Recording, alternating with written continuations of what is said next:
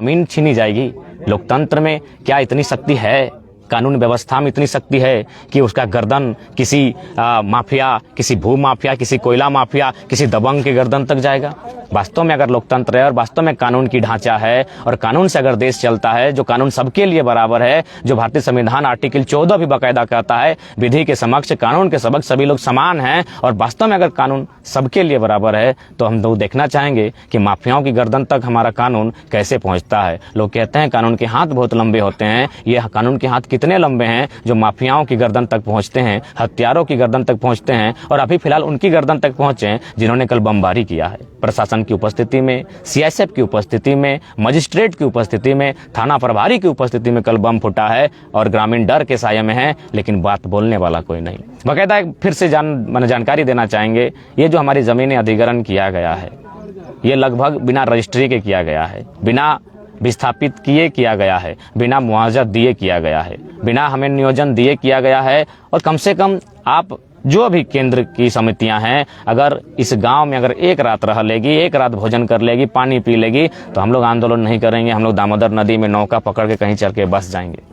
ये गांव हमारा है, हमारे पूर्वजों ने अपने खून पसीने से सींचा है, लेकिन आज हम लोग डर के साये में हैं। डर किसका है? पता नहीं, कोई एलवी सिंह है, लाल बाबू सिंह, लोग डरते हैं उससे, डर रहे हैं लोग। लेकिन मैं आज स्पष्ट करना चाहूंगा, कब तक डरोगे रैयत लोग, कब तक डरोगे? किससे डरोगे? इस दुनिया में जिंदा रहने के लिए कोई नहीं आया है। सिकंदर भी खत्म हुआ है, यहाँ के पंछियों का हाल सब मर चुके हैं। यहाँ ये मोर का पंख मिला है, बहुत सारा है, यहाँ बहुत सारे मोर रहा करते थे, और ये ग्रामीण बता रहे हैं कि मोर ये मरने के बाद ये पंख कहीं उन्हें मिला। 100 से 150 की संख्या में मोर समझ रहे हैं ना आप?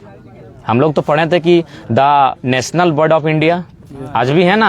अगर पीकॉक अगर आज भी नेशनल बर्ड है, तो अगर किसी कंपनी के कारण, और भी निजी, उसमें कॉन्ट्रैक्ट पे चल रहा है, टेंडर पे चल रहा है, यानी एक निजी व्यक्ति, अब कंपनी भी भारत की कहाँ, वो तो कॉन्ट्रैक्ट पे दी है, एक निजी कंपनी जिसके ऑनर शायद एलवी सिंह है, अगर इतने लोगों की, इंसानों की हत्या के साथ साथ इस कंपनी के माध्यम से, प्रदूषण के माध्यम से अब नेशनल बर्ड की भी हत्या हो रही है, तो मुझे लगता है लोकतंत्र एक इतना कमजोर है?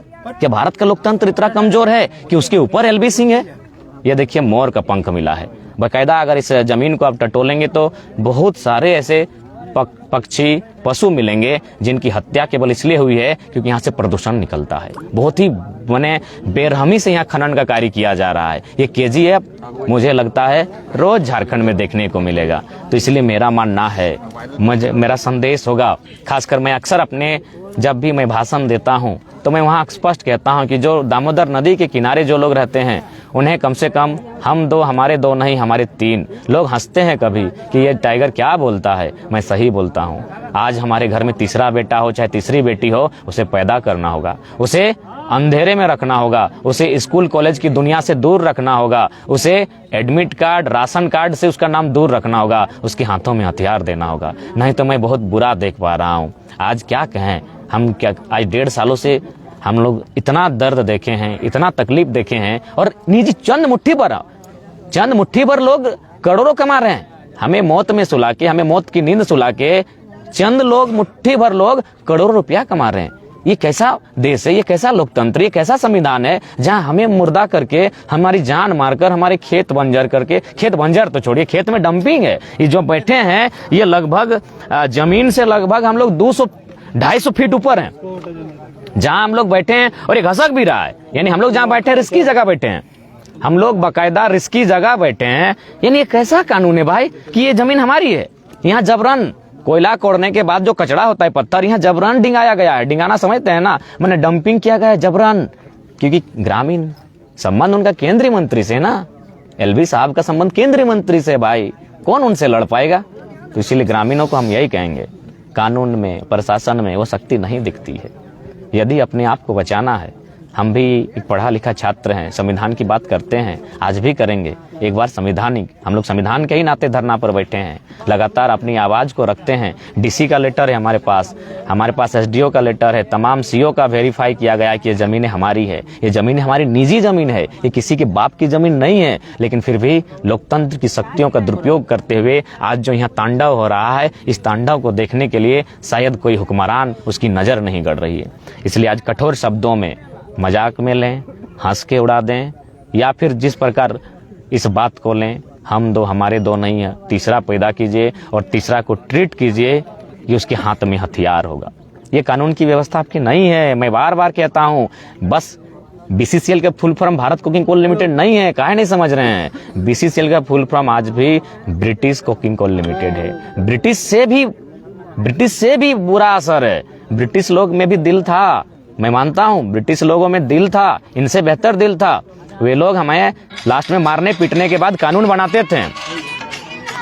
ब्रिटिश लोग हमें मारने पीटने के बाद, हमें जेल में डालने के बाद, हमारे गर्दनों को काटने के बाद बाकायदा कानून बनाते थे कि इनकी जमीनों को ना छुआ जाए। लेकिन भारत सरकार ने कोई कानून नहीं बनाया, कोई विस्थापन आयोग नहीं बना, एक ढंग का विस्थापित नीति नहीं बना जो हमारे लोगों को सुरक्षित कर सके।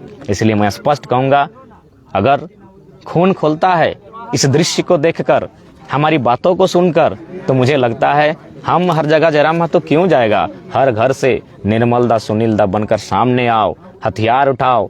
आखिर जैसा भी पड़े, अपने आप को बचाने के लिए, भारत को बचाने के लिए लाखों लोगों ने बलिदान दिया है, तो अपनी माई माटी को बचाने के लिए तुम्हें हथियार उठाना पड़े, उठा लो। तीसरा बेटा पैदा करना पड़े, तीसरी बेटी पैदा न करना पड़े, कर लो। उसके हाथों में ना एडमिट कार्ड होगा, ना राशन कार्ड में उसका नाम होगा, ना किसी स्कूल कॉलेज में उसका एडमिशन होगा। उसे बंद कमरे में रखिए और रोज इसी तरह जहाज टांड ला के उसके दर्द की दास्तां को सुनाइए कि किस प्रकार हमारे साथ अन्याय हो रहा है। एक निजी व्यक्ति को लाभ देने के लिए इतना अन्याय, हम मौत के साये में हमें हमारा जान मारा जा रहा है। ये दुर्भाग्य है भारत के लोकतंत्र का, ये दुर्भाग्य है भारत की राजनीति का, ये दुर्भाग्य है भारत की कानूनी व्यवस्था, ये दुर्भाग्य है भारत के सर्वोच्च संविधान का, जो दुनिया का सबसे बड़ा लिखित संविधान है। मैंने इसीलिए कहा, सबको सम्मान मिला, सबको हितार्थ मिला, सबको रक्षार्थ मिला, लेकिन जो किसान है आज जबरन उनकी जमीनें छीनी जा रही। इसलिए मैंने कहा कि कोई बदलाव नहीं हुआ है। ईस्ट इंडिया कंपनी आज भी चल रही है, जिस प्रकार उस समय मनमानी होती थी आज भी हो रही है। विशेष हम लोग यहाँ आंदोलन के माध्यम से पहुंचे हैं, मुझे लगा अपनी बात को रखना चाहिए, इसीलिए मीडिया के साथ साथ अपने लाइव पेज के माध्यम से हम इस बात को रख रहे हैं और उम्मीद करते हैं इस पीड़ा का अनुभव आप जहां से सुन रहे हैं, आप जहां बैठे हैं, आप इस पीड़ा का अनुभव कर रहे होंगे। जोहार झारखंड, जय झारखंड, जय हिंद, वंदे मातरम। जय झारखंड।